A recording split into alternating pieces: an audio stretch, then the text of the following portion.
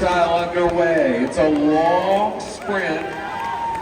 The idea is to save your legs, swim easy but fast for 5 lengths, and bring it home. Nizam Gönenç, Turkish Olympian, in 4. Isabel Stadden, one of the great backstrokers among many at Cal. Natalie Coughlin, Missy Franklin, you name it, and Stadden is among that group. But she's doing freestyle here. French Olympian Lilou Wessencourt, dangerous in 5.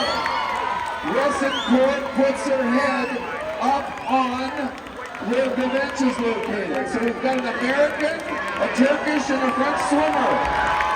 The French swimmer is leading. 52 yards to go.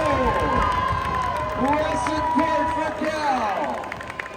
Gönenç for UCLA. Stadden for Cal. Josie Arbuckle out of 8. So Wessencourt